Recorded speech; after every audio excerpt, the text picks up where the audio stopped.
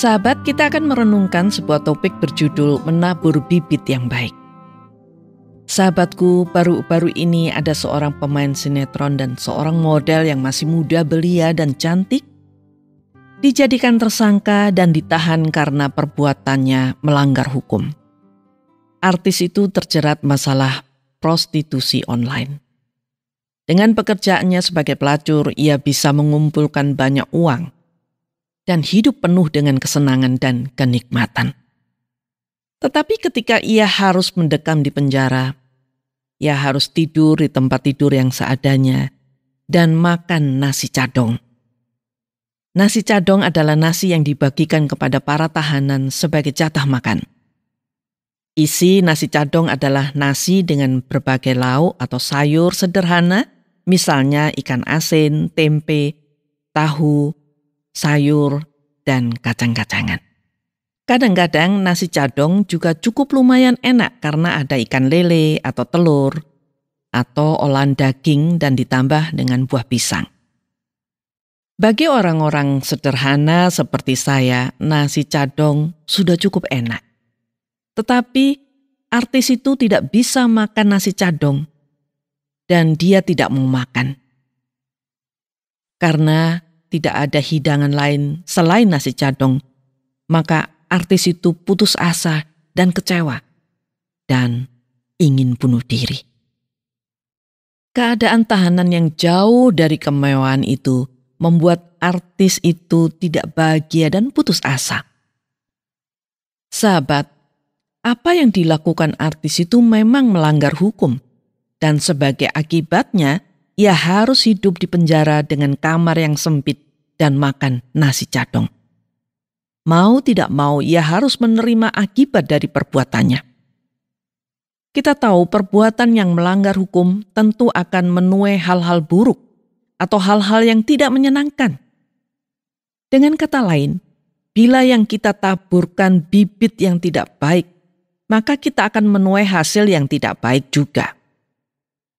Artis mana yang sanggup bertahan hidup di penjara?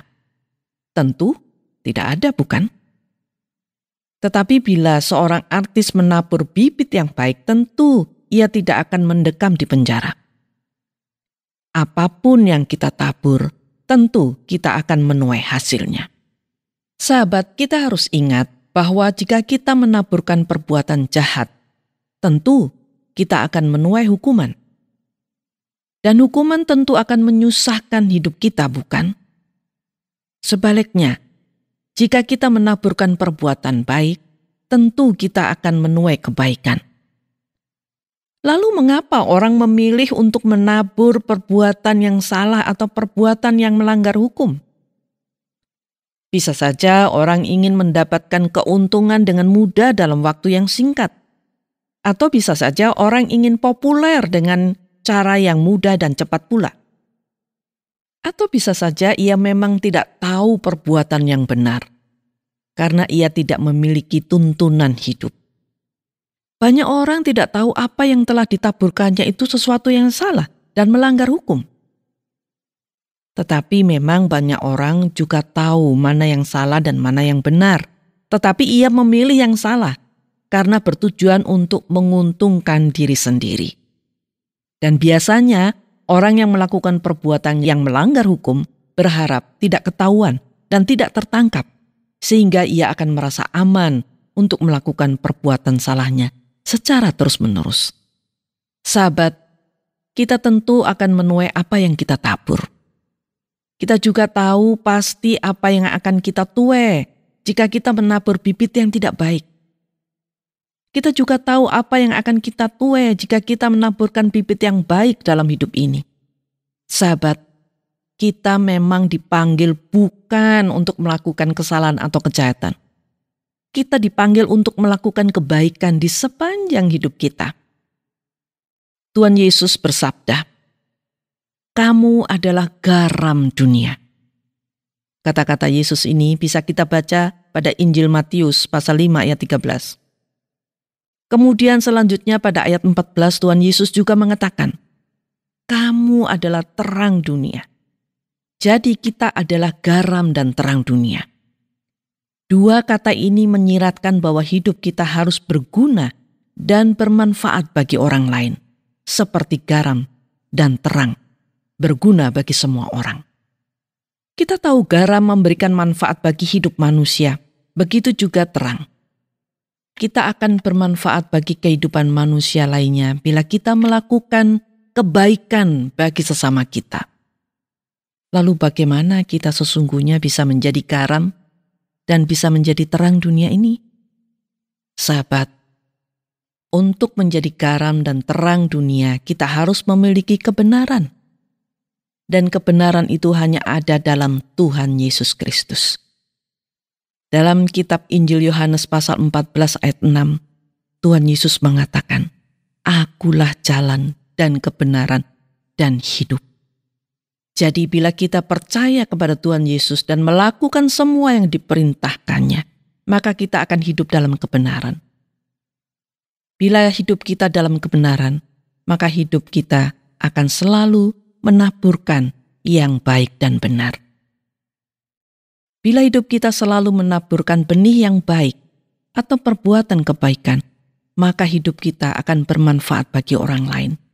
Dan hidup kita juga memuliakan Tuhan, Sang Pencipta kita. Marilah kita mengoreksi hidup kita, apa yang selama ini kita taburkan.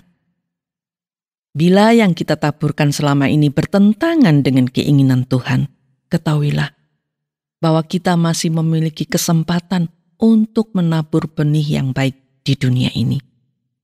Kita menaburkan benih yang baik agar kita tidak menuai penderitaan akibat dosa kita. Sebaliknya, kita akan menuai kebahagiaan hidup. Dan hidup kita memuliakan Tuhan Yesus, Raja dan junjungan kita. Saya akan menutup renungan ini dengan mengutip perkataan Yesus dalam Injil Matius pasal 5 ayat 16 yang mengatakan, "Demikianlah hendaknya terangmu bercahaya di depan orang, supaya mereka melihat perbuatanmu yang baik dan memuliakan Bapamu yang di surga." Sahabatku, taburkanlah kebaikan, yaitu bibit yang baik, maka kita akan menuai kebahagiaan. Tuhan Yesus memberkati kita semua. Amin.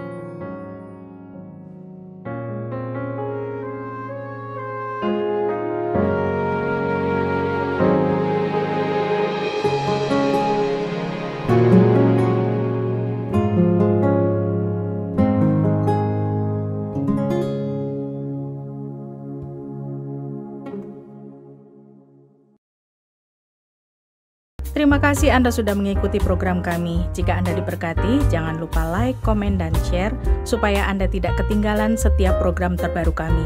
Jangan lupa juga untuk subscribe channelnya dan nyalakan loncengnya. Jika Anda ingin mendukung pelayanan kami, bisa melalui rekening kami berikut ini atau menghubungi kami di sini.